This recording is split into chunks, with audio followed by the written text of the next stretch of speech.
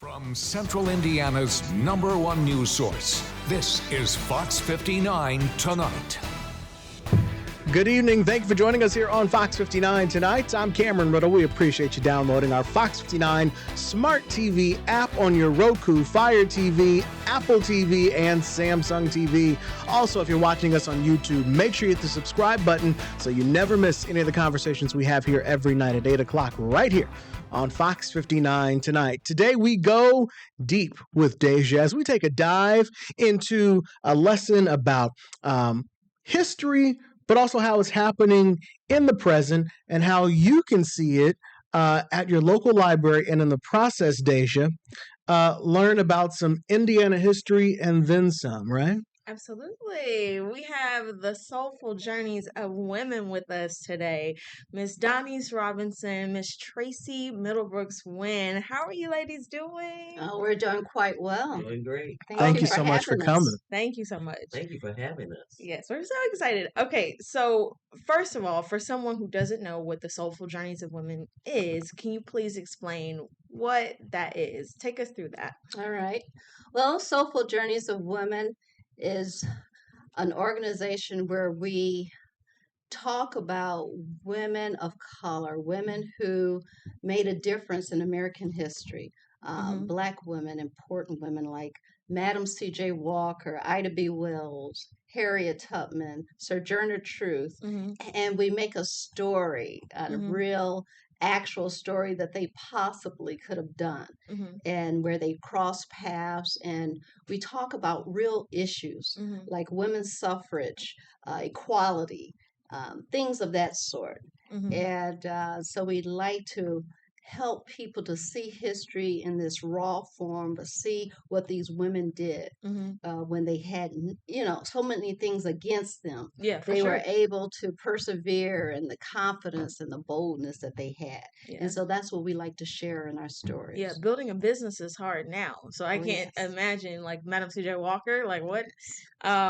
So tell me why you selected, it's 4 women. It's Madam C.J. Walker, Harriet Tubman, Ida B. Wells, and Sojourner Truth. Why did you select those particular 4 women? Well, those women, we had been introduced to Madam C.J. Walker and her sales agent while we were at the Indiana Historical Society. They had a beautiful exhibit in 2019 that we both worked in. And when the exhibit closed, we did not want the story to go to sleep. Okay. We wanted to continue to tell the stories. I fell in love with Ida B. Wells. She's so strong, or she was so strong and determined and passionate about what she was doing to help our people. What was she doing? She was on a crusade to get that anti-lynching bill started. And we know that anti-lynching bill was just passed in 2022, March 29th. Crazy. Can you imagine? That's right. No, that's what 2022. That's what we do. So So that's why I was passionate about Ida B. Wells. Not only that, she was born into slavery, lost her parents early. She and Madam Walker had a lot of similarities in their lives. She was born in Mississippi. Madam was in Louisiana. They ended up actually very close to one another in proximity to where they lived and grew up. And Harriet Tubman, her story is out there, is being told, but what's unique about what we've done is we've delved into the history of these women, and we found a connection of where they actually met. Their paths actually crossed. That's just wild to me, because they're all in different time periods, and I hear their stories individually, but I don't always hear them together. Exactly. So how much of the stories that we have heard did you learn from something new from what you guys are doing? Because we know Madam C.J. Walker because of the building downtown. Yes. Some of us may have had a chance to go to the field trip or had a wedding there or something. Sure. Then there was the movie on Netflix. What do you think of the movie? You have thoughts? I'll say this. Okay. We follow Alelia Bundle's That's right. book on her own ground that's the history we go by. The movie was fine. However, we follow Aaliyah Bundle's books on her own ground. And of course, they took some artistic Freedoms. freedoms, Yes. with that we might not have, wanted to see. However, it was good to at least show Madam Walker and her life and what she did in her life. So if we want to know the real story, yes, we need to come see you. Yes. Or read the book. Read the book. On her own ground. On her own ground. Aaliyah Bundles. That's right. And that's the great-great-granddaughter. That's the great-great-granddaughter. Wow. So to answer your question, you said, what else have we learned? We've learned a great deal about these women, just delving into their stories. People think that Madam built the theater, but she did not. Right? That's right. It came after she died. And she talked to an architect and laid out the plan of what she wanted the theater to have, like a ballroom and, a theater and things of that sort. So it was almost built in her honor. Yes. It was built in her honor, yes. And it was built behind a situation that happened to her, which we bring up in our show. Something that happened to her. So all of these things we've learned, just delving into that history. The same with Ida B. Wells, how she got started with the anti-lynching movement and became so popular in that force. Came from a situation that happened with her directly to her friends in Memphis, Tennessee. So, we've learned a lot about these ladies, even Harriet Tubman. I was going to say with Harriet Tubman, she was a spy. A lot of people don't talk about she was a spy in the Army. She was one of the first women who led an expedition, and she trained so many men, and she was able to get the information to the generals and the colonels to let them know about the enemy and where to attack. Yeah, so we've learned a lot. It's a lot. How much? Okay, so that's another part, the Underground Railroad, which some people are still just finding out that it's not a real railroad. But how much did you learn about Indiana through that? Because the Underground Railroad passes through this way as you come across the river. How much did you learn about our role and where we live, and how does that intersect with Madam C.J. Walker, who also lived here? Well, the Underground Railroad situation, we know about what Harriet did. Right. We know there are locations here in Indiana that served as the Underground Railroad and sent people through there. There's actually a place on Michigan Road that I just learned about. So we're constantly learning about what? Yes, there's a place on Michigan Road where there's a little farm stand where they grow, I think, blueberries or whatnot there on Michigan Road, right before you get to 66 and Michigan Road. And it's a house there called the Kennedy House. Okay. And it was part of that Underground Railroad. So constantly seeking out information about that. That's what we're always trying to do, so we can incorporate it into our presentations that we do. We know that Madam Walker also was part of the crusading for the anti-lynching bill. Both she and Ida B. Wells went to see President Wilson and tried to hold an audience with him to get that bill underway. So there's a lot of crossovers in that. But we just keep grabbing history where we can and incorporating it into our presentation as we can. Our show, even though we stick with certain things, it may be different when you hear it another time. Because sometimes we'll be able to tell another part of the story of these ladies. Because we have so much information. So much. We read a lot of books. And so it's just so much to tell. So like she said, if somebody come to a different show, it could be the same two characters and totally somewhat different. You get something out of it. Do you have a script or are you just going off? We have our history, facts, and we work on dialogues of what we're going to say and when we're going to say it and how we're going to transition. that type of thing. We don't write down a script per se and memorize it. Because we have the information from the books, we're able to have it like a dialogue, like we're sitting down talking with you. Wow, so, you gotta be really I well pick up versed. what she says, she's pick up off what I say, and then we just continue. Yeah, that's a skill. A lot of people say, wow, we felt like you guys were having a real conversation, you know. The tough one is the one we have coming up with Sojourner Truth and Harriet Tubman. Okay. So we're working because Sojourner is going to be much older and Harriet younger. But they did cross paths at an abolitionist meeting. Really? Yes. Can I ask this question? How do you make characters come alive into your own version of what you think that is, of a person whose voice you've never heard? Exactly. It's very difficult because we have different, well, I try to have different voices with my characters based on their age or based on the timing or where they were located, depending on if it's in the South or various different places.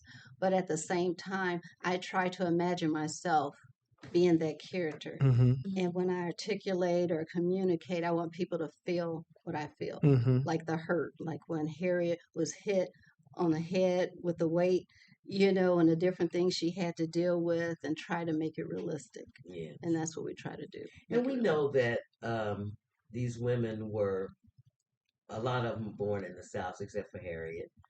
But she didn't learn to read and write. So sometimes we have a bit of a Southern twang to it. We know that Madam wasn't as educated as Ida, but Ida still came from the South. So I give her a little bit of a Southern twang to it, but still try to articulate how I think she would have spoken. You know, a lot like Sojourner's going to be, because she says that people thought she was going to sound like a slave when she originally spoke Dutch and didn't speak English. Really? You know, yes. It's her first language. Yeah. Wow. So we have a lot to share. Yeah. So, okay, tell me, just can you give me like a little bit of brief for somebody who may not know who Madam C.J. Walker is? Now, Madam C.J. Walker is pretty common, but can you tell me just a little bit about who she is? Madam C.J. Walker, she, like she said, like Tracy mentioned, she was born in Delta, Louisiana. She left there and she went to Mississippi. From there, St. Louis, Denver, Colorado, Philadelphia. I mean, she traveled all over, then Indianapolis, and then from there to New York City. So she had a lot of traveling, and she was doing a lot of things, but she, what initiated her business, she was becoming bald. Because of all the stress, you know, the marriages. She was a widow at 20, had a baby at 17. I mean, just a lot of things going on. Her parents died when she was young, 5 and 7 years old. And then she remarried a man who was abusive, a drunk, and just various different things. So she had a lot of health issues and things of that sort. And back then, women didn't wash their hair regularly, you know, because you're doing other things. You're trying to make a living. She was a washerwoman. So it's a lot of things. So to talk about Madam C.J. Walker, because of her hair was falling out and becoming bald, she later met a lady named Annie Malone from St. Louis who sold hair care products for Black women.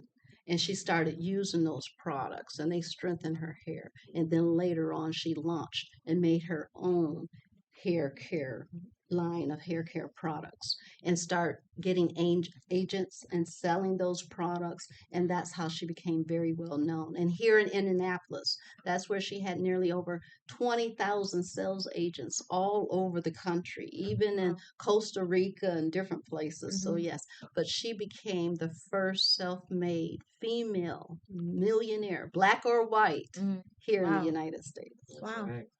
In how do you early do 1900s. this? You know, with you have such that was such a massive story. Like, how do you all build these pieces with just 2 people? Because part of me thinks, you know, you need more than 2 people to tell this story. Eventually, we're going to add. I hope that you can come and see our I absolutely show. will. I 100% will.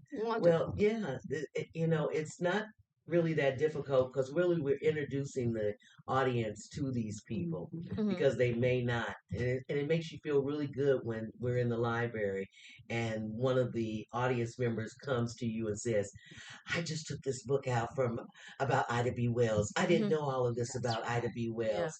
I think what got me with Ida B. Wells, I saw her descendants on a program on TV. And I was sitting there and I was like, ooh, I love that. And then when I found out that their paths crossed, It's like oh yeah, we have to do this, she was just phenomenal and fearless, and I love telling her story.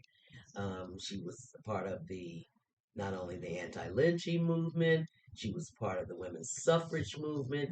She started her own organization, the Ida B. Wells Club. Women joined that, and then they merged with the National Association of Colored Women.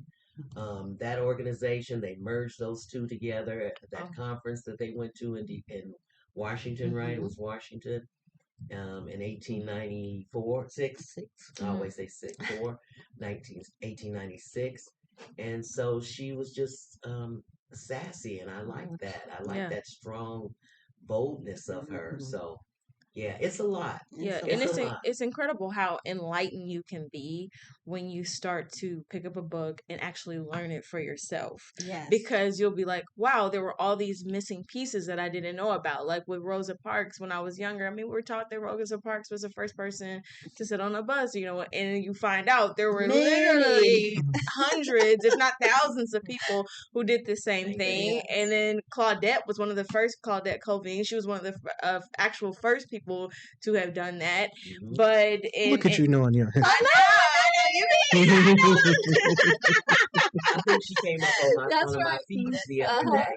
And I learned about her being the first person to do that, and they didn't select her because she didn't fit this mold that they wanted her to fit. And I mean, it was tough, and they decided that they wanted somebody who was lighter and who was married and who fell into a scope that made more sense. So it's nice to hear when the curtain is pulled back on these stories, because sometimes you can only hear this sort of like theatrical part of this fantastical piece, and then you miss all this depth behind there.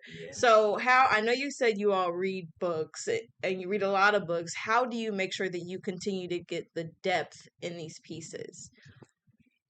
Sometimes I feel like I'm channeling it. Yeah. Sometimes you're still living it. Oh, yes.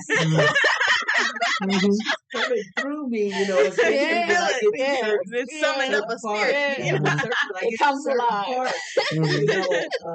Talking about her, it seems like she's coming through me, but I think because we love it. We love teaching and sharing, inspiring people, and educating. Educating people, and that's our slogan.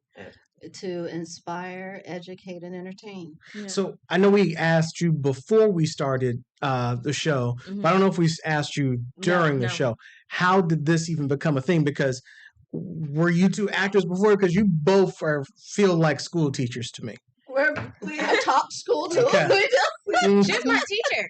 Really? Yeah. Well, I was just talking about that before a long Don't time make it ago. that long. Right. I think that's like grade 2. And where was that? Joy Tabernacle Christian Academy. Okay. Yeah, I knew you were a teacher. Yeah, we both have taught in different areas, in different arenas. I used to teach in New York, travel, and I studied theater in college, and so that was my major. So I always, wanted to act, and I love working with children and teaching in that respect too. And then I did the teaching thing here when I got here to Indianapolis with the, substituting and whatnot. But how we actually got started is at the museum, Indiana Historical Society, when they had the beautiful exhibit in 2019 of Madam C.J. Walker.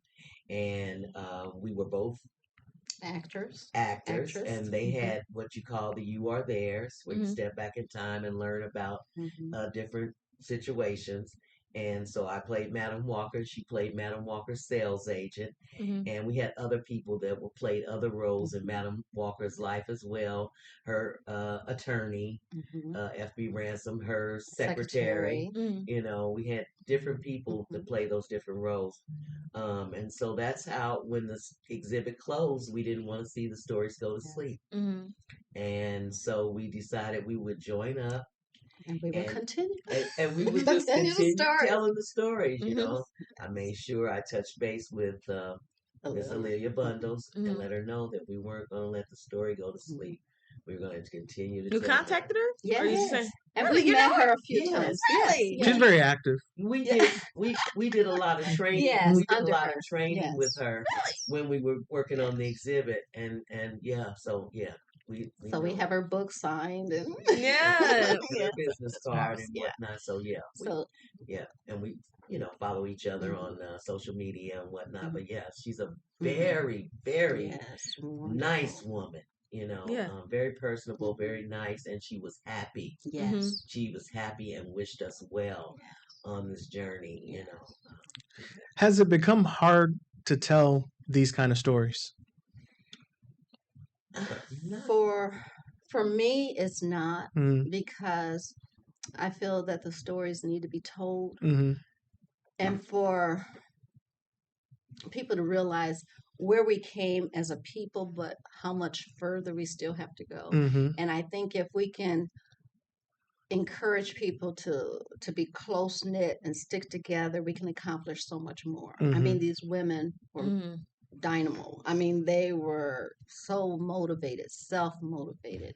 And these stories are hard. I think we have to take in consideration our audience oftentimes.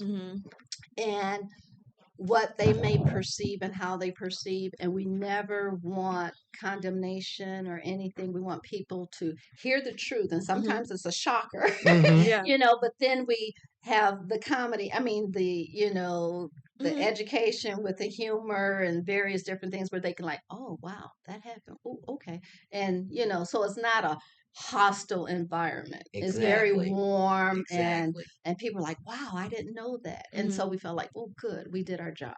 It's not hard for me either. We do touch on some hard subjects. Very hard. You know, we touch on the lynching and the lynching of Ida B. Wells' friends.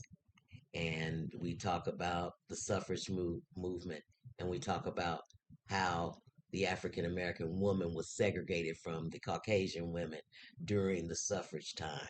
So we touch on some hard subjects, but like she said, we try to make it. I mean, we talk about a lot. We talk about a lot of things that are hard for some people to hear in the audience, but they receive it well. They let us know that they received it well at the end of the program. About how long is a show? Generally an hour. It's 45 minutes, and then we have 15-minute Q&A. Okay. Yeah. And then what about these costumes? Do you all buy them? Do you make them? Both. We're having costumes made right now. Yes, we have costumes made, and then there are other ones that we have bought. Yeah, we just bought them. We found different places that we that sell historic costumes, and we just constantly keep looking at different costumes that we might like. But right now we're having some custom made for our new characters and our new presentation. Our Soulful Journey. In the I keep wanting to say the fall, but it's actually in the new year. Yes. Sojourner Truth and Harriet. Sojourner Truth and Harriet Tubman. We're having. Is that the new iteration? That's the newest one. Okay, so this is a new. This is so that hasn't happened yet. We have not brought those two together yet. So we're working on it. We're developing now. Are you two writing the script for the whole hour, and then you'll have different shows, you'll have different combos of which show, probably based on the audience that you're talking to and the subject matter, you'll have different versions, it sounds like. Well, we don't write a script. You said for an hour. We know topics that we're going to talk about in that hour. Okay. And we know that takes time. We just develop those topics. We develop those topics, rehearse those topics, and so, but it could, because it's not a script. It's supposed to be your imagination of a conversation between these two people. Exactly. And that conversation may be different every time. It may we may add some other elements into it. It's like sometimes we may talk about Booker T. Washington and Madam Walker when she went to they had a little how do I say a rift. When they went to the what was it, the Black National Negro the business league conference in Chicago. We may talk about that in one show, and then we may talk about Madam's philanthropy here in Indiana, and talk about the YMCA, the Flanner House, the Alpha Home, and we may not cover the Booker T. It depends on timing and how much time we have, and just where we just take it, But it's always a dialogue back and forth. We know what we're going to say and what happened, and we pretty much have it mapped out how it's going to work, how the conversation is going to flow, so to speak. So are you all together the entire time? Yes. Okay. So it's literally a dialogue. We're talking like you and I. Yeah, we're having tea. We're having tea and cookies at Madam's townhouse on 136th Street in Harlem. We're having tea and cookies, and with Harriet and Ida, we're outside the church, sitting on a bench, church, and we share. And Harriet gives me an orange, and we peel those oranges right there, and eat those oranges, and sometimes choke on those oranges. So it's not a script, but it's a format. There's you know the direction of where you're going. But which one of you sometimes goes off and will throw a little curveball in there? No. Neither one. No, because we don't want to upset the flow. Okay. We want to try to get as much information in there. If say we see we have more time, then I may throw out to Donise something like, I heard that you got that YMCA open in Indianapolis. I sure did. Yes. I had the help with Mr. Julius Rosenworth. You know him, don't you? Yes, Sears and Roebuck VP. That's right. So we may do something like that if we have that extra time that we see, because we'll have our and our timer, my husband in the back, support telling us how much time, and so we'll just throw something else out there because we have the information and we want to share as much as we can. And then sometimes we get a little long, and he'll tell us, and I'll be like, "Well, they're only going to get 10 minutes of Q&A today. We got to tell it, right? We got to tell the rest of this story, So yeah." So I was trying to lead you up to do exactly what you did, which was that was good. That was good. And I want you to do it again before we're done. Okay. But is there do you ever switch playing the character? Like, yes. Okay. When I'm Madam Walker's sales agent, Tracy is Madam Walker. Okay. When she's Ida B. Wells, different times, I'm Madam C.J. Walker. Okay. So, yes. Yes. Okay. Yes. And have you guys found that you end up, let's just pick on Madam Walker because she's from here.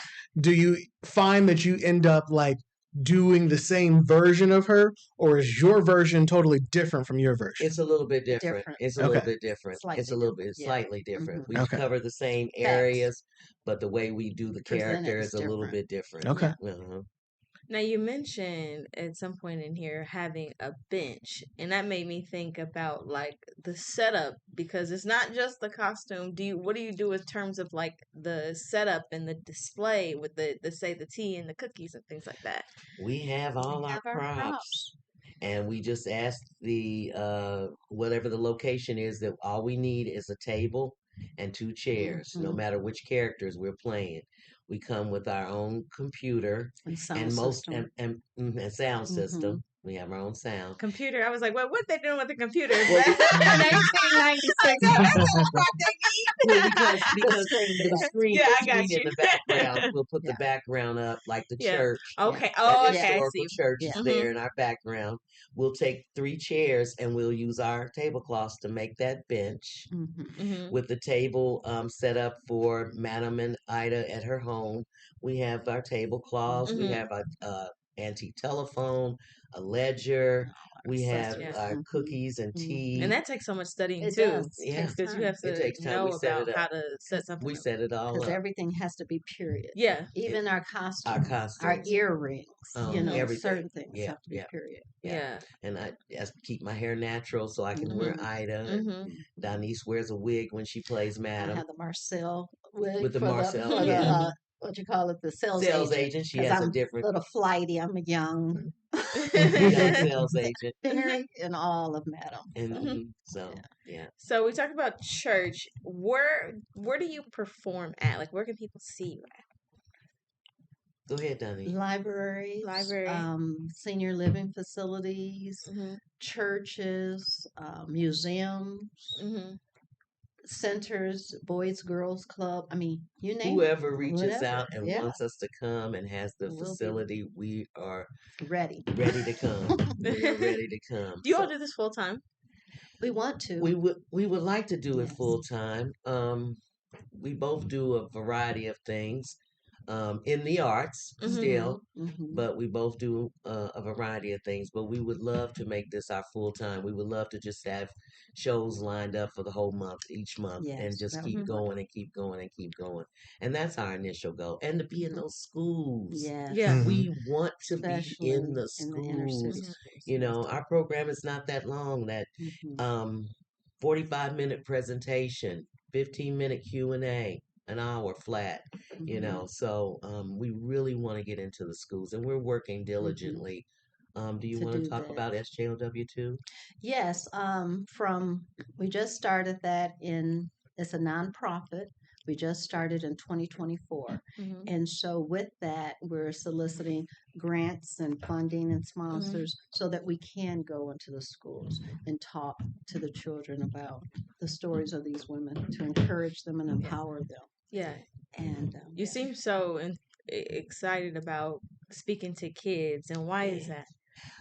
Because they're our future. These are the people that are going to be taking care of us at some point. And they need to know the history. Yes. They need to know the history. It doesn't matter what nationality they are or what their cultural background is. They need to know about these people. You know, they need to know that there were people before their grandparents and that were there and making a name and a way and supporting the future of them, actually, because that's what they've done, you know, by paving the way for us, you know. So I'm just passionate about teaching children and talking to children, and I just want to do that. Yeah. So well, I know you said you were at a lot of the shows are the fall. I mean, the winter through the spring. But let's say somebody wants to do something for their summer camp or anything. Okay. Of course. We would love it. Okay. We would love it. We did a couple of museums in the libraries in the month of June, near Juneteenth. Okay. So that's a hot time. Okay. That's a good time as well. But we'll go wherever people want us to come. We'll go there as long as they have a table and 2 chairs, right? We can make it work. We'll make it work. You know, and we let the libraries talk to their whoever's running that particular library branch, pick the characters they want. We tell them which characters we have, and then we let them select. Okay. So we're going to be doing 10 shows. Okay. Year. So January 24th, Wayne Public Library is okay. That'll be our first show. Deja, who do you want to see? Who do I want to see? Of the characters, all of them. I know that's so hard. I mean, Madam CJ Walker, that's a hometown hero, right? You know, so we got to see Madam CJ. But then on the other aspect, I feel like I could learn a lot more about Ida. I can learn a lot more about like Harriet and so forth. What about you? I guess I would be curious to see any of these characters talk, but like in a different context. Talk about like if they knew that they became famous, and that if Madam CJ Walker knew that there's a movie about her, how would she say, well, this is the real deal of what happened. Oh my goodness, Cameron, you coming up with something that I had always wanted to do in the past. All right, so we just saw the movie, Netflix, the movie. And how did you feel about that, madam? I wish they had stuck with my true story. I know you do. Oh, 3 husbands? That's enough drama within itself. It surely is. And they didn't talk about the part about women not being able to wash their hair because they had to go down and pump that water, bring it up to the house. They didn't have time to wash their hair on a regular. Say that. And then they didn't even talk about the washerwoman or that fancy word, laundress. Yes, they like to use that. You know, I just hope that if they ever tell a story about my life, they use facts and they talk about how I traveled overseas and I met with prominent churches, and those churches wrote articles about what was going on in America. They had no idea that they were lynching us. They had no idea about that. So I hope if it happens to me and they make a movie, oh boy, one of those moving pictures that you like so well. Yes. Charlie Chan. Yes. But you know what? And also they could have told about all the cars that I had. You know? That's right. The 3 vehicles, the electric car. 3 automobiles you had. That you took overseas with you. I know it. They didn't mention that. No, they didn't. I know. Put the applause on. Indeed. Well done, ladies. Well done. That was a little applause there. Beautifully done. I enjoyed the back and forth, and so that's what I'm saying. But you've never done that though. No, that's a great idea. See, when you say that, because I've had a plot in my mind about doing something like that, making a version update.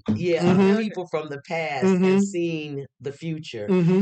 So you absolutely should. Yes, absolutely should. Because we always talked about updating, doing something. Yes, we are going to move into more contemporary characters. We have a couple of that we really want to work on. Who? Come on. I don't want nobody to tell them yet. Not yet. Don't spill it just yet.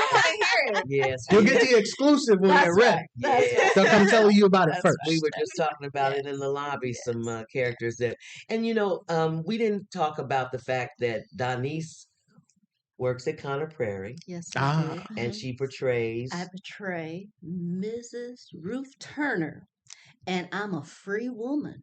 In 1836, I have my own house. I have a smokehouse, an outhouse, a herb house, and a big house. So you have to come and see me. Yes. Indeed. Yes.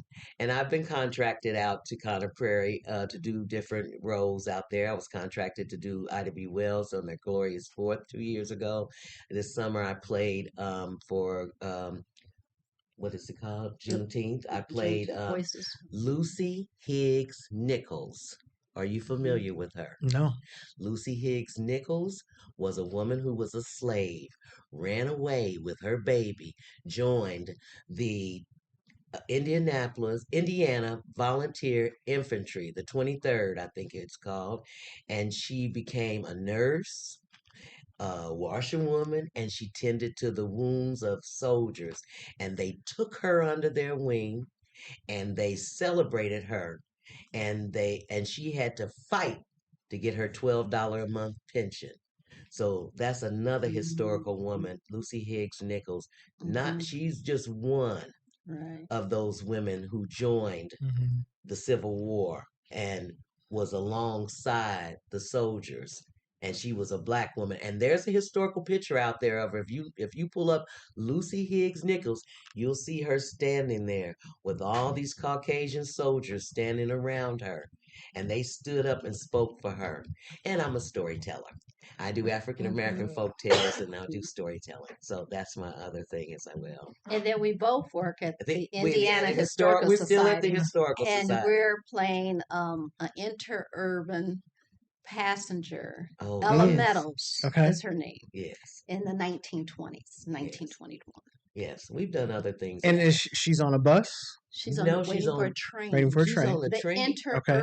in Pendleton. Okay. Yes. Going back to Muncie. Going back to Muncie. So we played other characters at IHS as well. I was a jazz singer, Jeanette Studios. I was Lizzie Washington, a jazz singer that came from St. Louis here to Indiana, Richmond, Indiana. Yes. Wow. That reminds me, I want to come to the Historical Society because I actually like all the history about the interurbans that people don't realize. Like this was the train capital. This was the hub. We have the original Grand Central Station, and it's a hotel now. So slightly grinds my gears about that. But hey, all the more reason to come see you guys and everything else at the Historical Society. We'll do. What's the most powerful thing that you've learned about yourself? You know, there's so much that you've learned from all these characters. What have you learned about yourself, and what can you expect other people to learn about themselves? Well, I've learned that it's never too late to do what you want to do. Yeah. You know, that at the age that I am, I can still go out there and do the things that I always wanted to do. You know, most of my children are grown adults. So now I have the opportunity to pursue what I like and enjoy. I love history. I love putting those two things together. And I'm just happy about being able to do the things that I want to do at the age that I am now. 35. 35. What about you, Miss Denise? To be able to follow your dream. You know, being an actress was something I had dreamed about since I was 5 years old. Really? Really. And I've done different things, and now I'm doing what I always wanted to do. Yeah. Self-fulfilling. You know, I'll say this. It is, for me, sometimes it's a lot and it's taxing to hear these kinds of stories. Like, it's hard and it hurts and it's frustrating. And sometimes I don't want to hear them. And, you know, I'm just like, you know what? I've had enough, you know? So how do you take care of yourself emotionally? How do you take care of yourself in any way? And when you consistently hear about how much that these people were done wrong, how do you take care of yourself? Go ahead, Denise. I'll let you start. I guess for me, one, I like to travel. I like to live life. I enjoy going places, doing things, and even in my workplace, I try to make it welcoming and fun and for people to say, wow, I had a great experience being there. So no matter how much of the negative that I hear, I always try to put it in some kind of positive form. And that's how, I guess, my self-healing and my faith as well, you know, to know that it's going to be better. You know, always have that anticipation that it's not always going to be like this. Yeah. You know? Yeah. And I think I just, I focus on the positives, the positive outcomes from all of these negative things. That's what I focus on. I focus on the fact that these people did succeed most of the time in their journey through life, and it makes me feel good. It makes me feel, you know, good and positive about, you know, what they accomplished. Yeah. It doesn't. I understand what you're saying about watching the movies about slavery. It's hard. It's very, very hard. And civil rights movement. Yeah. Those movies. It's not exclusive. You usually walk out of the theater in a bad mood. Yeah, it can make you, you know, really uncomfortable and make you bitter. just, you know, bitter and upset. But I try to think of the positives and where we came and where we are and where we're going. Yeah. You If know? you could speak to these women today, what would you say? I'll be like, Exactly. wow. Exactly. I would be like, thank you. Yes. Thank you Make me for feel like everything you did. And we always think about what they have, the clothes they had to put on. The layers. Oh God, The layers. like you think this is something.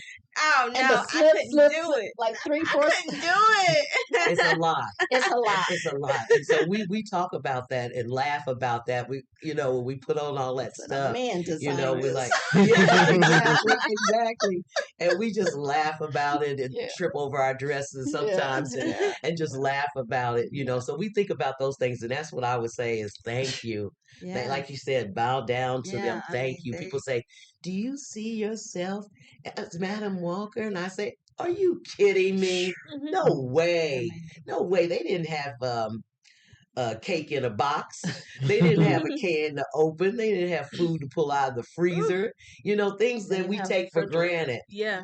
So I would bow down and I would say, thank you, ladies. Thank you for being so resilient. And thank you. That's what I would say. Powerful, bold women. I mean, fear, even though at some point they were uncomfortable, but the courage took over. Yeah. It was like the stuff that was like, I got to do this. If nobody else, I'm going to do it. Yeah. The stuff that they did that will be hard even now. Oh, of course. Like in 2025 and probably getting harder, but that would be hard even today. So I can't even fathom 100+ years ago. Right. How difficult that would have been, how ostracizing, how much courage that would have taken them. Yes. Can you imagine going over the ocean in a boat and having your own car in the boat so that when you get off you can drive wherever you wanted to go? We don't do that today, most people. That was Madam C.J. Walker and Ida going to Europe. Yeah, and that's what I was wondering when you said ship. Yeah, you said this earlier. You said she went to Denver and St. Louis. Was the car? No. She took the train. Okay, or steamboat. She took the train. She took the train and she took the steamboat from Mississippi to St. Louis, and then took the train up to Denver, and then from Denver to Pittsburgh, where she opened her first office. She went there, and then into Indianapolis. We even talk about the day she arrived in Indianapolis, a cold February night, 1910, and a cold night. Yeah, and think about Harriet. She went to Canada, literally walking on foot. No maps, no flashlight. No, I mean, I get lost right here. I'm telling you, my way to work because they close Lafayette Road. They close when they close Lafayette Road. What am I supposed to do? I had to pull out my GPS book to the side, and I come here every day, and I come here every day for multiple years. So think about this lady. You're talking about the Underground Railroad. I mean, literally. She's following, going to one place to another on faith that, hey, people don't take me back, and never was caught. I mean, that's a lot. Following the stars. Yeah, following the stars. Following the stars. Yeah. And dare you not to leave, but she was going to shoot you. Yeah.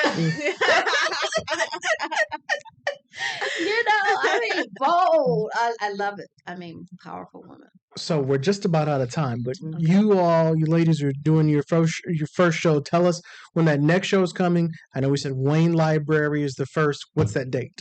It's January 24th, 2026. Okay. And you can always go on the Indianapolis Public Library's website, and they have featured us as History on Stage. Okay. Nice. And I love it. And you can always follow us on Soulful Journeys of Women.com. That's our website, or Soulful Journeys of Women @gmail.com. And there's the website right there. And then we also have Instagram and Facebook. Okay. Wow. Outstanding. This is good. Yeah. Cool. Another good find there, Deja. You did good. I take it Deja was okay as a student. Oh, she was. Oh, come on. Oh, you would do the same thing if my teacher was here. All right. Yeah. Ladies, thank you. Oh, thank you for Thank having you. us. Thank you very much for having us. We really appreciate that. And I really think appreciate it. it's obvious, but the shows are free. The shows are free. Yes. They are free at the public library. Yes, they are. Okay. And the museums, wherever we're performing. Yes. Do you got to grab a ticket? I saw that ticket thing online. Do you got to grab a ticket, or can you just like show up? You can just show up, but a lot of times they want you to pre-register just for a head count. So we know who's coming. Yeah, of course. Exactly. Who's coming. Exactly. All right. We will see you in January, and then of course on the website Soulful Journeys of Women.com. Correct. Yes. All right. Thank you very much. Yeah, thank you. And thank you for pulling that out of them. And I got 2 shows. Yes, you did. We got a little money showers in you. Thank you. I appreciate that. I got 2 shows. All right. That's going to do it for this edition of Fox 59 Tonight. We appreciate you joining us here on our Smart TV app and on YouTube. Hit the subscribe button or download the app if you don't have it. We're here every night at 8 o'clock. I'll talk to you on Sunday on the radio on 106.7 WTLC and Hot 100.9. And Deja, you'll see her work on FOX59.com. Good night.